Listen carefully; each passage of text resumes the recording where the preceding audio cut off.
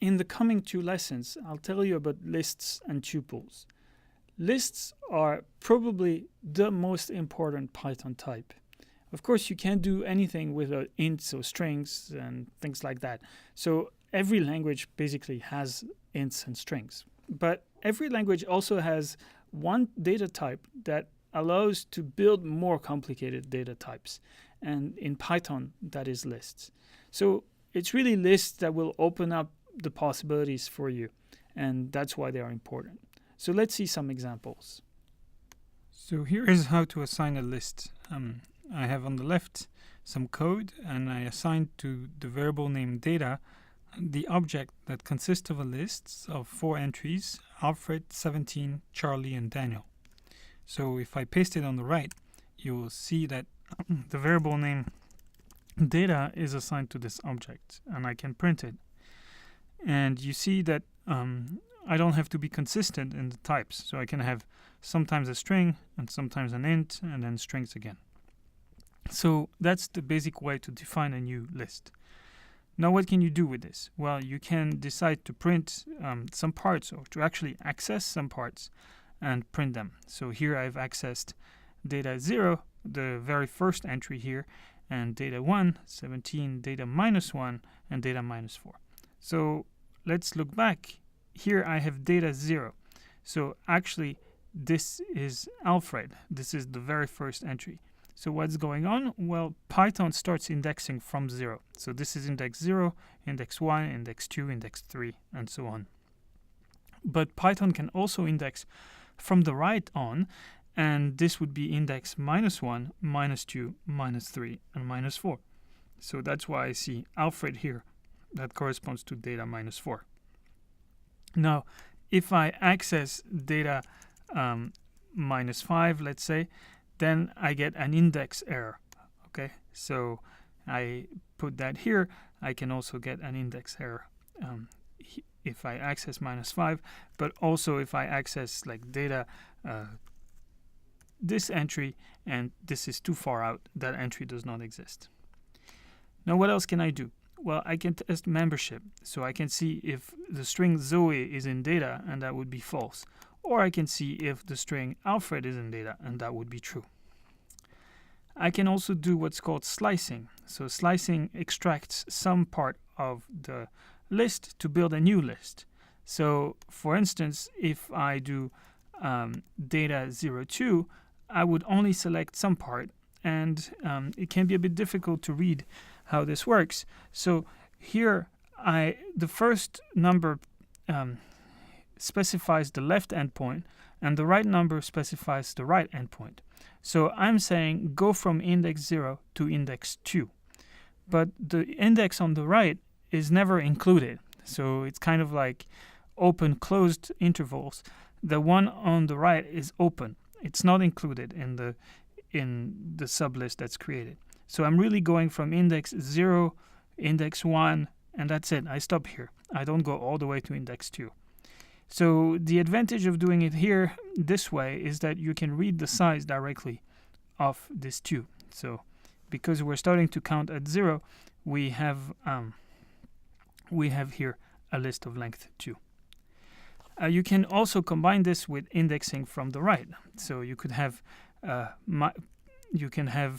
slice with negative indices. And if you look carefully, so this is -4 up to -2, -2 not included. So it's again a sublist of length 2. So it would be Alfred 17, the same thing.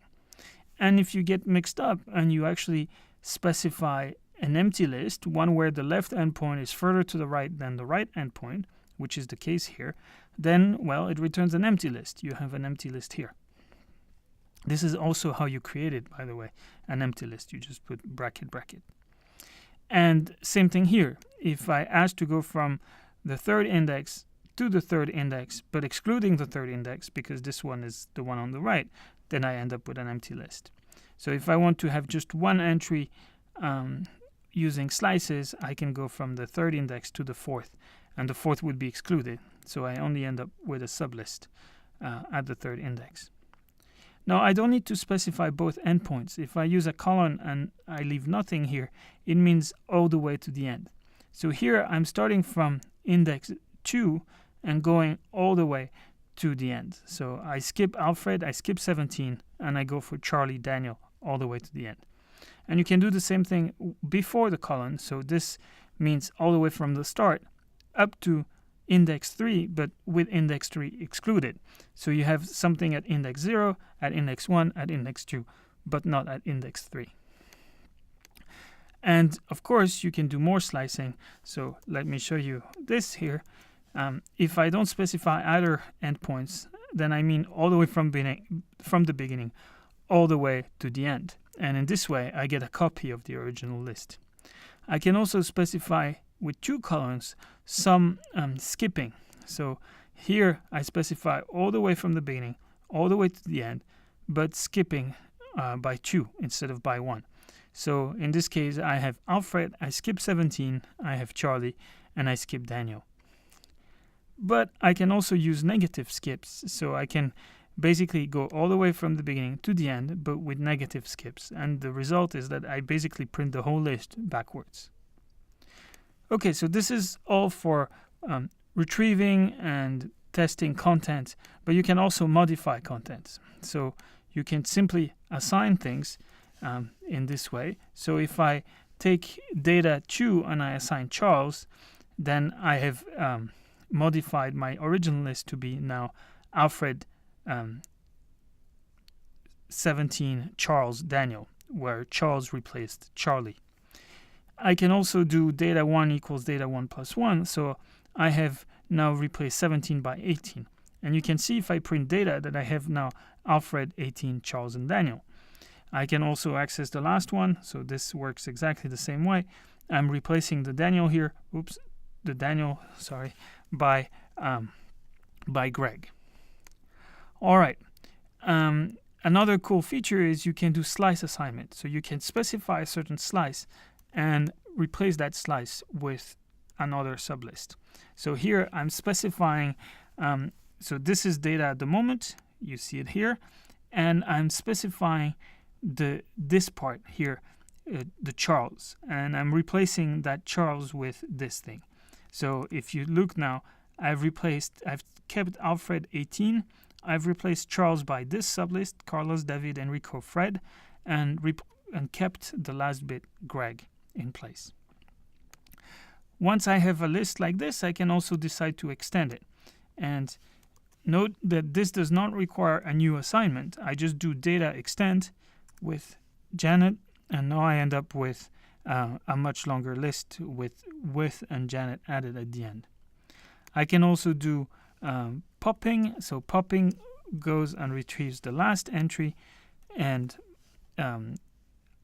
so here I do data pop. I'll remove Janet and assign last to Janet.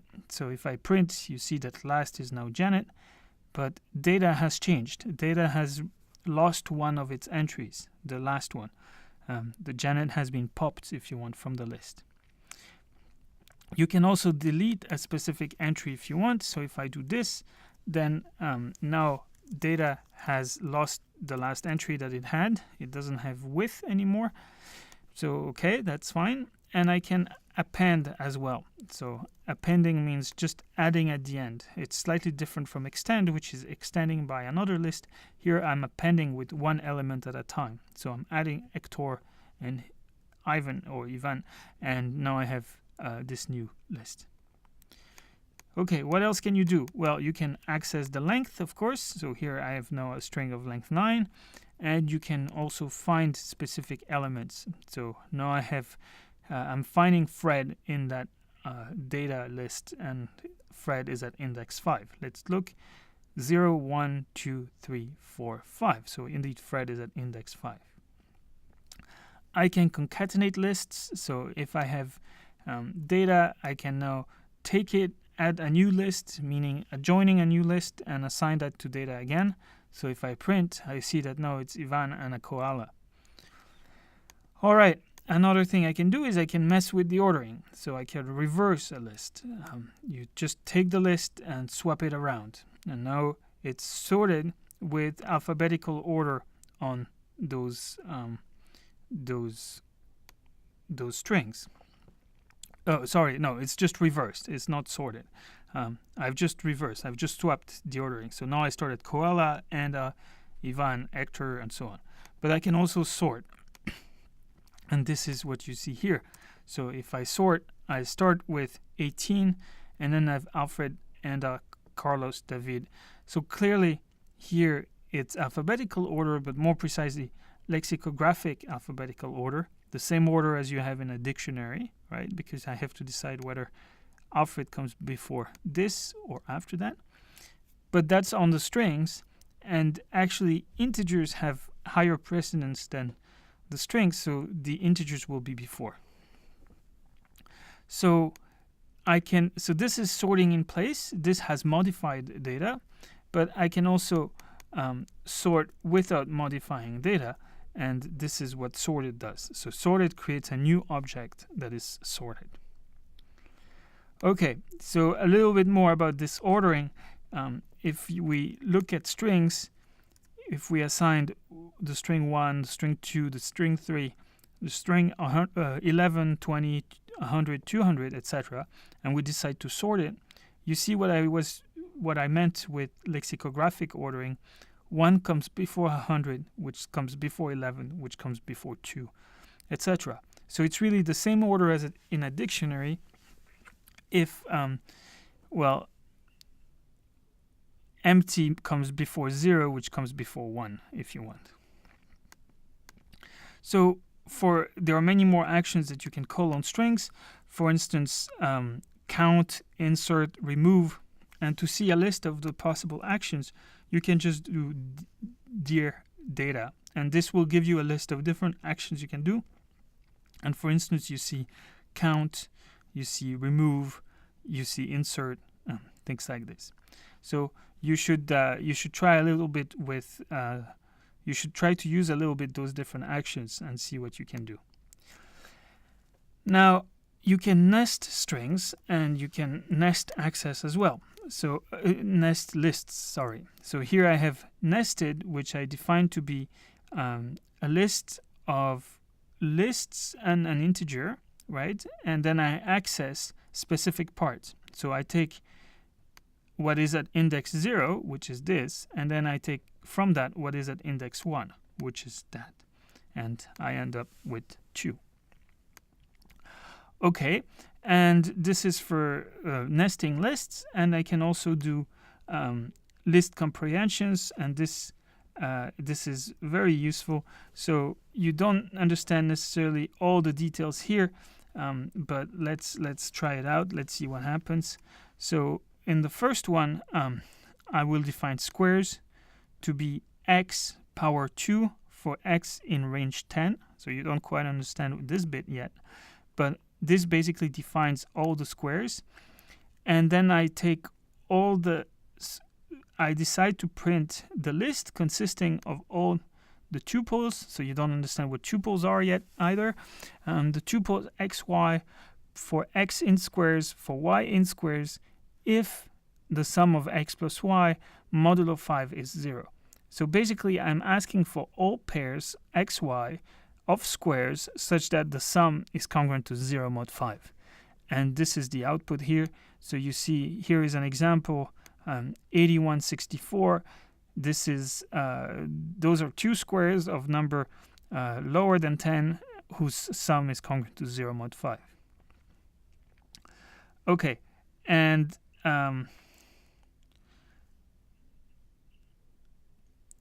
now why does it I modified it here, so this does not work because I need to change a little bit here.